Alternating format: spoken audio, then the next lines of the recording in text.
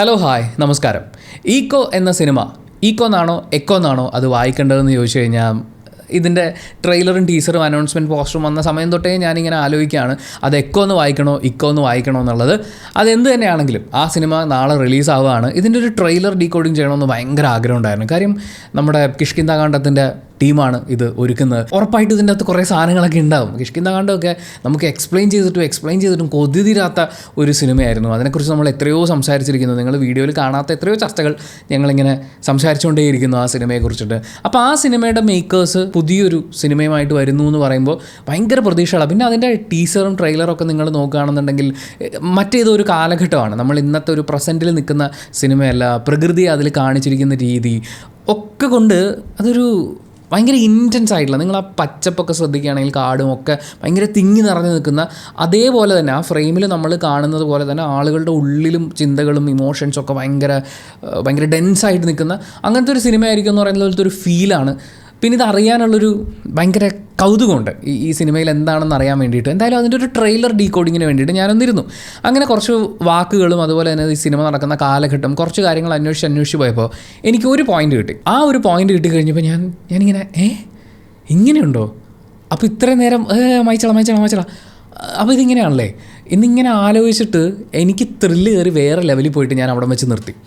അതായത് എനിക്കിതിൻ്റെ teaser trailer എലമെൻസിൽ നിന്ന് കിട്ടിയിട്ടുള്ള ഒരു പോയിൻ്റ് അത് ഒരു പക്ഷേ നിങ്ങളുടെ ആസ്വാദനത്തിന് ബാധിച്ചേക്കാം എന്നുള്ളത് കൊണ്ട് അത് ഞാൻ പറയുന്നില്ല.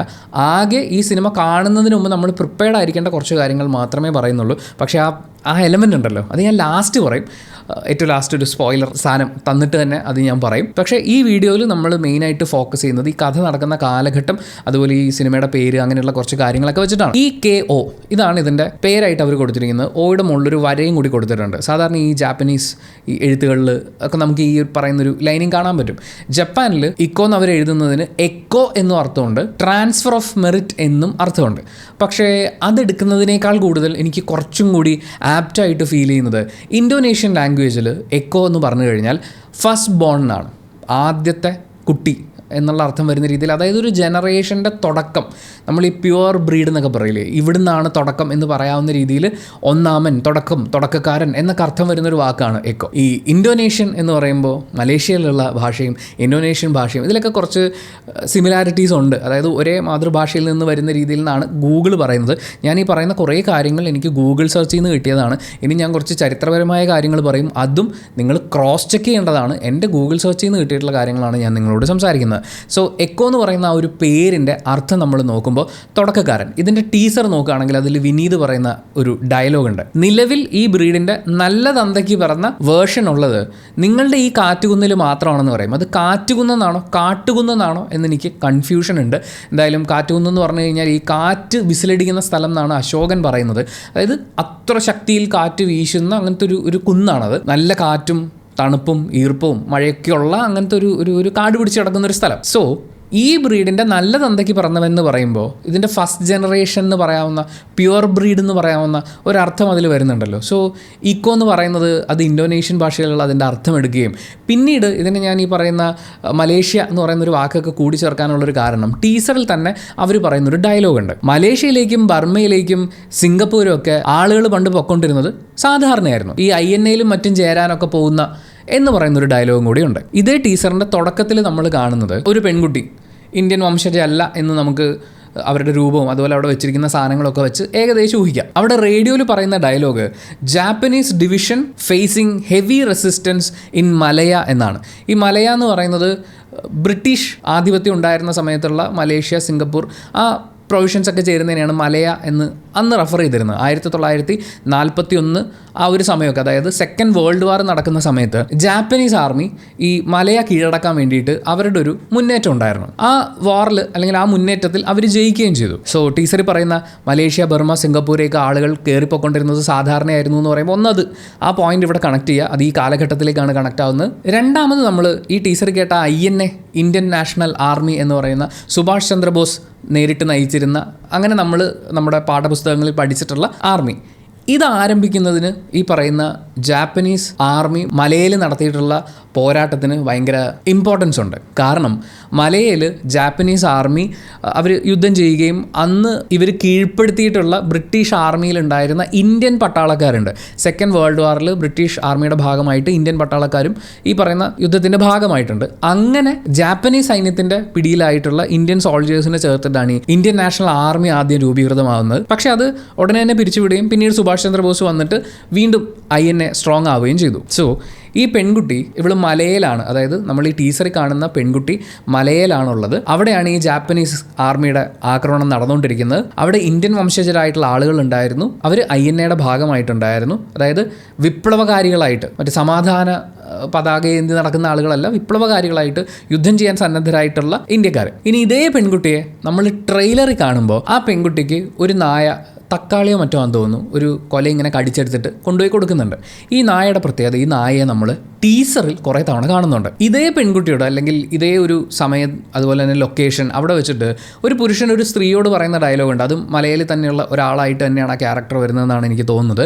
ദേ will supply dogs to Indian army and police എന്ന് പറയുന്നുണ്ട്. അതായത് അവർ പട്ടികളെ ആർമിക്കും പോലീസുകാർക്കും സപ്ലൈ ചെയ്ത് കൊടുക്കുമെന്ന്. ആര്? അതാരായിരിക്കും ആ സപ്ലൈ ചെയ്യുന്ന ആൾക്കാർ? സന്ദീപ് പ്രദീപ് ടീച്ചർ ചോദിക്കുന്ന ഒരു ചോദ്യമുണ്ട്, മലേഷ്യൻ പട്ടികൾ എങ്ങനെയാണ് നമ്മുടെ ഈ കാറ്റുകുന്നിലെത്തിയതെന്ന്. സോ മലേഷ്യൻ പട്ടികൾ അവിടെയുണ്ട്. വിനീത് നേരത്തെ പറഞ്ഞ ഡയലോഗ് ഞാൻ പറഞ്ഞു, നിലവിൽ ഈ ബ്രീഡിൻ്റെ നല്ല തന്തയ്ക്ക് പിറന്ന വേർഷൻസ് ഉള്ളത് നിങ്ങളുടെ ഈ കാറ്റുകുന്നിലാണെന്ന്. നരേൻ ചോദിക്കുന്ന ഒരു ചോദ്യമുണ്ട്, നായ്ക്കളെ ബ്രീഡ് ചെയ്യാൻ വേണ്ടി ആരെങ്കിലും മെനക്കെട്ട് ഇവിടെ വന്ന് താമസിക്കുമോ, ഇങ്ങനെയൊക്കെ മെനക്കെട്ട് ഇവിടെ വന്ന് താമസിക്കുമെന്ന്.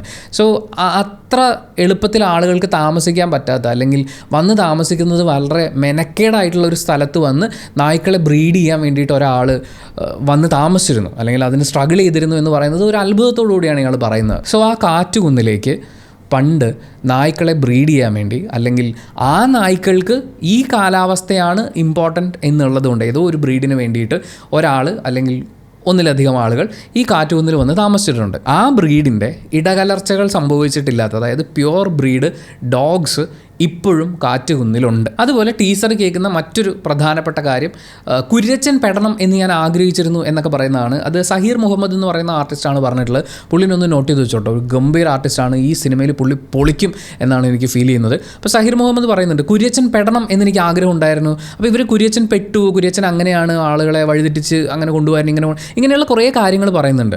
ഇൻഫിനിറ്റ് ക്രോണിക്കിൾസ് ഓഫ് കുര്യച്ചൻ എന്നാണ് ഇക്കോ എന്ന് പറഞ്ഞിട്ട് അതിൻ്റെ സബ് ഹെഡിങ് ആയിട്ട് അവർ കൊടുത്തിട്ടുള്ളത്. സോ ആരാണ് ഈ കുര്യച്ചൻ? ഈ ട്രെയിലറിൽ നമ്മൾ കണ്ടിട്ടുള്ള ഏത് ക്യാരക്ടറായിരിക്കും കുര്യച്ചൻ എന്ന് പറയുന്നത്? അതാരാണെങ്കിലും അയാളൊരു വിപ്ലവകാരിയായിരുന്നു. കാരണം ട്രെയിലറിലേക്ക് വരുമ്പോൾ തായ്ശ്ശേരി പോലീസ് സ്റ്റേഷൻ ആക്രമണത്തിൻ്റെ സമയത്ത് കുര്യച്ചന് വേണ്ടപ്പെട്ടവർ കുറച്ച് പേര് ഫോഴ്സിൽ ഉണ്ടായിരുന്നു എന്നുള്ള രീതിയിൽ സംസാരിക്കുന്നുണ്ട്. ഈ തായ്ശ്ശേരി എന്ന് പറഞ്ഞിട്ട് ഞാൻ സെർച്ച് ചെയ്ത് നോക്കിയപ്പോൾ അത് തൃശ്ശൂർ ഭാഗത്തൊക്കെയുള്ള ചില കുടുംബ വീടുകൾക്ക് ആ പേരുണ്ട്, അല്ലാതെ തായ്ശ്ശേരി എന്ന് പറഞ്ഞൊരു സ്ഥലമില്ലെന്നാണ്. പക്ഷേ ആ തായ്ശ്ശേരി ഒന്ന് തലശ്ശേരി പോലീസ് സ്റ്റേഷൻ ആക്രമണം എന്നാക്കുകയാണെങ്കിൽ 1968 നടന്നിട്ടുള്ള തലശ്ശേരി പോലീസ് സ്റ്റേഷൻ ആക്രമണത്തിലേക്ക് അതിനെ കണക്ട് ചെയ്യാനും അതുപോലെ തന്നെ നക്സലുകളുമായി ഇതിനെ കണക്ട് ചെയ്യാനും നമുക്ക് സാധിക്കും. സോ കുര്യച്ചൻ, നക്സൽ വേട്ട, അങ്ങനെയുള്ള കുറച്ച് എലമെൻറ്റ്സ് ഇവിടെ കണക്ട് ആവുന്നുണ്ട്. അപ്പോഴും ആരാണ് ഈ കുര്യച്ചൻ? ഇതിൽ ആരായിരിക്കും കുര്യച്ചൻ? കുര്യച്ചനെ അന്വേഷിച്ച് വരുന്ന ഒരാളായിട്ടാണ് നമ്മൾ നരേനെ കാണുന്നത്. I know you are here bastard എന്ന് പറയുന്ന നരേനെ നമ്മൾ കാണുന്നുണ്ട്. നരേൻ ഈ പറയുന്ന കുര്യച്ചനെ അന്വേഷിച്ചിട്ട്, അല്ലെങ്കിൽ കുര്യച്ചൻ്റെ രഹസ്യങ്ങൾ അന്വേഷിച്ച് വന്നിട്ടുള്ള ഒരാളായിരിക്കാം. സഹീർ മുഹമ്മദ് എന്ന് പറയുന്ന ആർട്ടിസ്റ്റ്, പുള്ളി പഴയ പോലീസുകാരുണ്ട്, അതായത് ഈ പറയുന്ന 60കളിലൊക്കെ പോലീസുകാരുള്ള പോലെ മറ്റേ നിക്കറും കൂർത്ത തൊപ്പിയൊക്കെ ആയിട്ട് നിൽക്കുന്ന ഒരു വേഷത്തിൽ ചെറുപ്പമായിട്ട് കാണുന്നുണ്ടെങ്കിൽ ഇതേ ആളെ തന്നെ നമ്മൾ നരേനോടൊപ്പം വയസ്സായിട്ടും കാണുന്നുണ്ട്. സോ ഇവർ ഈ കുര്യച്ചനെ അന്വേഷിച്ച് ഇറങ്ങിയതായിരിക്കാം. ഒന്നെങ്കിൽ അയാളൊരു പോലീസ് ഉദ്യോഗസ്ഥനായിരിക്കാം, CBCID ആയിരിക്കാം, ഇനി അതും അല്ലെങ്കിൽ ഒരു ജേർണലിസ്റ്റ് ആയിരിക്കാം. കുര്യച്ചനെ കുറിച്ച് അറിയുക എന്ന് പറയുന്ന കുര്യച്ചൻ്റെ കഥകളിലൂടെയുള്ള ഒരു അന്വേഷണമായിട്ടാണ് ഇയാൾ ഇങ്ങോട്ടേക്ക് വരുന്നത്. അങ്ങനെ കുര്യച്ചൻ ആരാണെന്നുള്ളത് ഞാൻ കണ്ടുപിടിച്ചിട്ടുണ്ട്. പക്ഷേ അതാരാണെന്നുള്ളത് ഞാനൊരു സ്പോയിലർ പാർട്ട് വെച്ചിട്ട് ഏറ്റവും ലാസ്റ്റേ പറയാൻ ഉദ്ദേശിക്കുന്നുള്ളൂ. ഇതിനകത്ത് ഈ പറയുന്ന ഡോഗ് ബ്രീഡ് അതൊരു പക്ഷേ എനിക്ക് സംശയം തോന്നുന്ന കാര്യം എന്താണെന്ന് വെച്ചാൽ, നമ്മൾ ട്രെയിലറിൻ്റെ തുടക്കത്തിൽ ഈ പറയുന്ന ഇതേ മലയിൽ താമസിക്കുന്ന പെൺകുട്ടിക്ക് പച്ചക്കറി കൊണ്ട് കൊടുക്കുന്ന ഒരു ഡോഗിനെ കാണുന്നുണ്ട്. ആ ഡോഗിനെ പോലെ വളരെ സിമിലർ ആയിട്ടുള്ള ഒരു ഡോഗിനെ നമ്മൾ ടീസറിലും കാണുന്നുണ്ട്. ഞാൻ ജസ്റ്റ് ഗൂഗിളിൽ സെർച്ച് ചെയ്തൊക്കെ പോയപ്പോൾ ടെലോമിയൻ എന്ന് പറയുന്ന ഒരു ഡോഗ് ബ്രീഡിലേക്ക് എത്തി. ഇതൊരു മലേഷ്യൻ ബ്രീഡാണ്. ലോകത്തിലെ തന്നെ വളരെ റെയർ ആയിട്ടുള്ള ഒരു ബ്രീഡായിട്ടാണ് ഈ ബ്രീഡിനെ പലരും.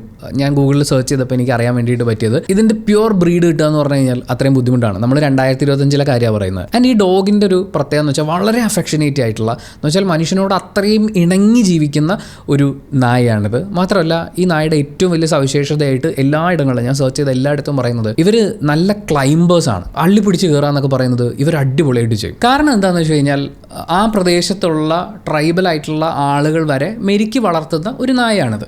അപ്പോൾ ഈ കാടിനോട് ചേർന്ന് ജീവിക്കുന്നതുകൊണ്ട് തന്നെ ഇവർ ഈ പാമ്പുകളിൽ നിന്നൊക്കെ രക്ഷപ്പെടാൻ വേണ്ടി കുറച്ചുകൂടി ഉയരത്തിലാണ് ഇവരുടെ വീടുകളൊക്കെ സെറ്റ് ചെയ്യുന്നത് അത്രേ. അവിടെ വരെ കയറി മനുഷ്യനോടൊപ്പം നിൽക്കുന്ന, എലികളെയും പാമ്പുകളെയും വരെ വേട്ടയാടാൻ പറ്റുന്ന രീതിയിലുള്ള അത്രയും ട്രെയിൻഡ് ആയിട്ടുള്ള ഒരു ബ്രീഡാണത്.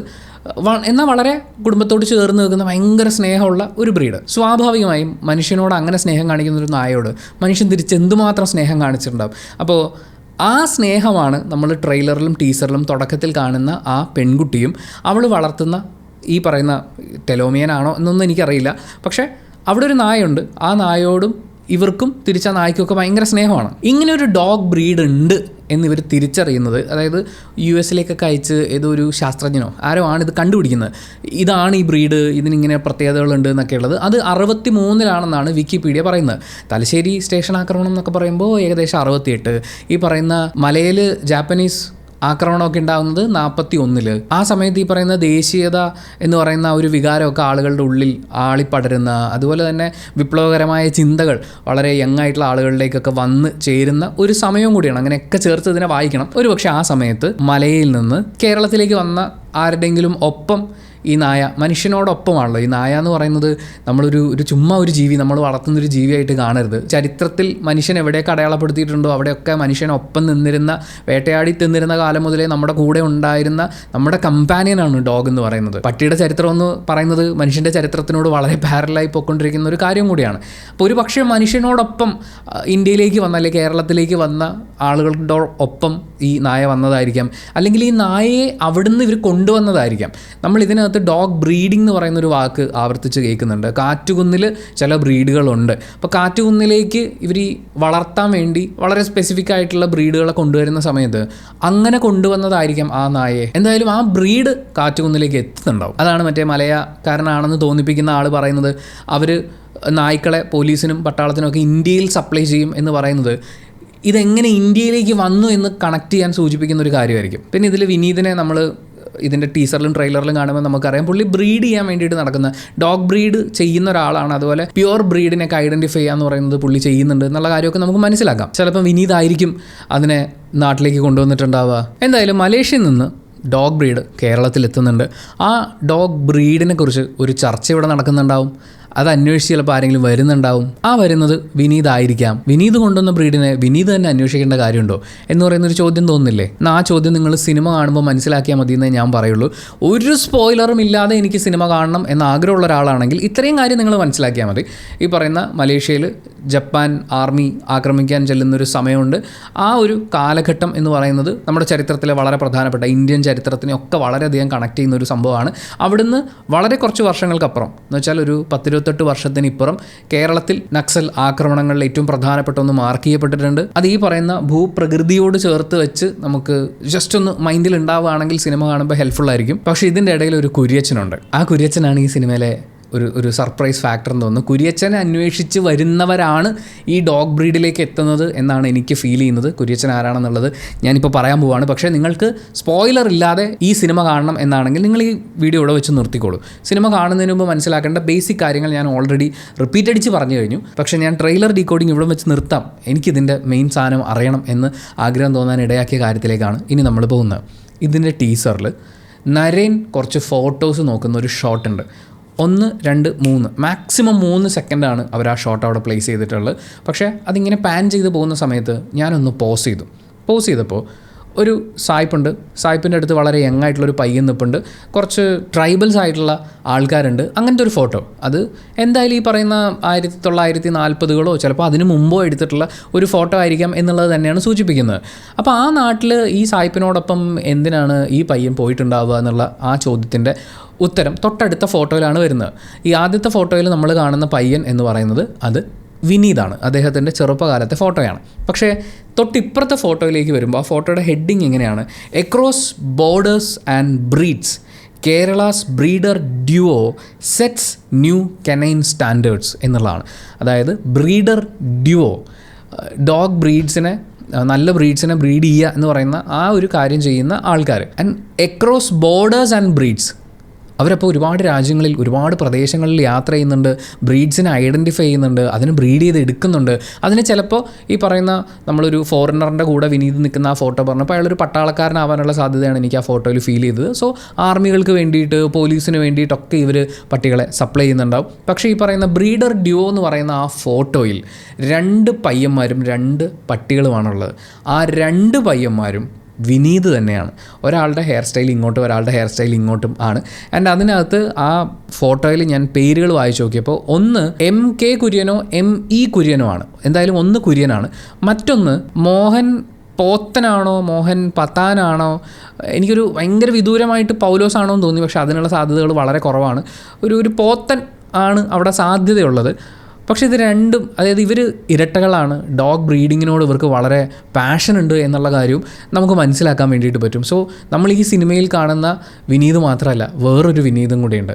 ആ വിനീതാണ് ഈ സിനിമയിലെ കുര്യച്ചൻ എന്ന് പറയുന്നത്. ആ കുര്യച്ചനെ അന്വേഷിച്ചാണ് നരേനും സാഹിർ മുഹമ്മദും കൂടി ആ നാട്ടിലേക്ക് വരുന്നത്. അവിടെ വരുമ്പോഴാണ് ബ്രീഡ് ചെയ്യാൻ വേണ്ടി ഇവർ ഒരാൾ ഇത്രയൊക്കെ കഷ്ടപ്പെട്ട് വരുമോ എന്ന് പറയുന്ന ഒരു സംശയമൊക്കെ നരേൻ്റെ ഉള്ളിലുണ്ടാകുന്നത്. പക്ഷേ അവരും മിക്കവാറും ക്ലൈമാക്സ് ആകുമ്പോഴായിരിക്കും അറിയുന്നുണ്ടാവുക ഈ കുര്യച്ചൻ എന്ന് പറയുന്നത് അതേപോലെ ഇരിക്കുന്നൊരു ബ്രദറും കൂടിയുള്ള ആളാണെന്ന്. ആൻഡ് ആ പത്ര കട്ടിങ്ങിൽ കുര്യച്ചൻ പറയുന്ന ഡയലോഗ് ഇങ്ങനെയാണ്: we believe the future of dog breeding lies in thoughtful integration not imitation എന്നുള്ളതാണ്. അയാളുടെ ഡയലോഗിൽ അയാൾക്ക് പറയുന്ന ബ്രീഡിങ്, ഡോഗ്സ്, അതിൻ്റെ പ്യൂരിറ്റി, അതിനോടൊക്കെയുള്ളൊരു ഇഷ്ടം നമുക്ക് കാണാൻ പറ്റും. പക്ഷേ അടുത്ത ആളുടെ ഡയലോഗ്, പത്രത്തിൽ കൊടുത്തിരിക്കുന്ന എഴുത്ത്, അവർ aim is to shape dogs who are not only companions but contributors to society എന്നുള്ളതാണ്.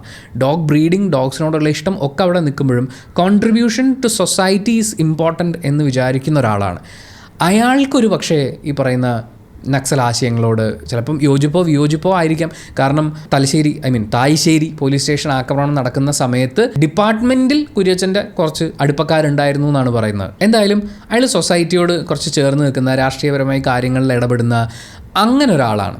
മറ്റേ ആൾ ഈ പറയുന്ന ഡോഗ്സും ബ്രീഡും അങ്ങനത്തെ കുറേ കാര്യങ്ങളിലാണ് പുള്ളി വളരെ ഇൻവെസ്റ്റഡ് ആയിട്ടുള്ളത്. സോ ആ വിനീതിനെ ആയിരിക്കാം നമ്മൾ ടീസറിലും ട്രെയിലറിലും ഒക്കെ കാണുന്ന അന്വേഷിച്ച് വരുന്ന ആളെന്ന് പറയുന്നത്. പക്ഷേ ഈ കുര്യച്ചനും ഈ പറയുന്ന മോഹൻ പോത്തനോ പത്താനോ ഇവർ തമ്മിൽ എങ്ങനെയായിരിക്കും പിരിയുന്നുണ്ടാവുക? അത് നോക്കുമ്പോഴാണ് നമ്മൾ നേരത്തെ പറഞ്ഞ ടെലോമി എന്ന് പറയുന്ന ഡോഗിൻ്റെ ഇമ്പോർട്ടൻസ് വരുന്നത്. അത് ഈ പറയുന്ന ക്ലൈംബിംഗ് എബിലിറ്റി ഉള്ളൊരു ഡോഗാണ്. അപ്പോൾ അതിന് സ്വാഭാവികമായും അത് ജീവിക്കേണ്ടുന്ന ഒരു സാഹചര്യമുണ്ട്. ഇപ്പോൾ ഈ പറയുന്ന മലയൊക്കെ കാണിക്കുമ്പോൾ അവിടെ അവർ വിഷ്വലി കൊടുത്തിരിക്കുന്നതൊക്കെ നിങ്ങൾ ശ്രദ്ധിക്കണം. ഒരു കാട് പോലത്തെ പ്രദേശമാണ്, ഈ പറയുന്ന മരങ്ങളും കാടുകളും പുഴയും ഒക്കെയുള്ളൊരു സ്ഥലമാണ്. ഒരു പെർട്ടിക്കുലർ ഷോട്ടിൽ രാത്രി ഒരു സിംഗിൾ കട്ട് മാത്രമാണ് ട്രെയിലറിൽ നമ്മൾ കാണുന്നത്. കുറച്ച് ഡോഗ്സ് ഒരു പാലം, ഒരു പുഴ പോലെയുണ്ട്, അപ്പുറം ഇപ്പുറം നിന്നിട്ട് ഈ ഡോഗ്സ് ഭയങ്കര ടെൻസ്ഡാണ്. അവർ വല്ലാത്തൊരവസ്ഥയിലാണ്. മിക്കവാറും ഈ യുദ്ധത്തിൻ്റെ ഒക്കെ ഭാഗമായി സഫർ ചെയ്ത മനുഷ്യരോടൊപ്പം തന്നെ ഈ ഡോഗ്സും സഫർ ചെയ്തിട്ടുണ്ടാവും. ഇവർ ഈ പറയുന്ന ഡോഗ്സിനെ ഇതിൽ യൂസ് ചെയ്തിട്ടുണ്ടാവുക ഈ മനുഷ്യൻ്റെ സഫറിങ്ങിനെ കാണിക്കാൻ, മനുഷ്യൻ്റെ യാത്രകളെ കാണിക്കാനും, അതുപോലെ തന്നെ മനുഷ്യൻ്റെ ഇമോഷൻസ് എത്രയും ഇൻറ്റൻസ് ആയിരുന്നു എന്നുള്ള രീതിയിലും. പിന്നെ ഈ പറയുന്ന റെയർ ബ്രീഡ് അല്ലെങ്കിൽ പ്യുവർ ബ്രീഡ് എന്ന് പറയുന്നത് ഇവിടെയേ ഉള്ളൂ എന്ന് പറയുമ്പോൾ അതൊരു പക്ഷേ വിപ്ലവ വീര്യം ഉള്ളിൽ കൊണ്ടു നടക്കുന്ന ആ റെയർ പ്യുവർ ബ്രീഡ് ഇപ്പോഴും ഇവിടെയുണ്ട് എന്ന് പറയുന്ന ഒരു അർത്ഥത്തിൽ ഒക്കെ വരാൻ സാധ്യതയുണ്ട്. ഇത് ഈ ബാഹുൽ രമേശ് എഴുതിയതുകൊണ്ടാണ് ഇതിനകത്ത് നമുക്ക് കുറേ ആശയങ്ങൾ ഉണ്ടാകാനുള്ള സാധ്യത ഉണ്ടെന്ന് തോന്നുന്നത്. എന്തായാലും അങ്ങനെ ഒരു ബ്രീഡിനെ കേരളത്തിലേക്ക് കൊണ്ടുവരുമ്പോൾ പാലക്കാട് കൊണ്ടുപോയി വളർത്താൻ പറ്റില്ലല്ലോ, അവിടെ ചൂട് കൂടുതലല്ലേ. ഇവിടെ നമ്മൾ ഈ പറയുന്ന മരങ്ങളും ഈ പറയുന്ന മലയോര പ്രദേശമൊക്കെ ആകുമ്പോൾ സ്വാഭാവികമായും ആ ബ്രീഡിനെ നന്നായി അവർക്ക് നോക്കാൻ പറ്റും, അതിനെ നന്നായി ബ്രീഡ് ചെയ്ത് എടുക്കാൻ പറ്റും എന്ന് പറയുന്നൊരു പ്രതീക്ഷ ഉണ്ട്.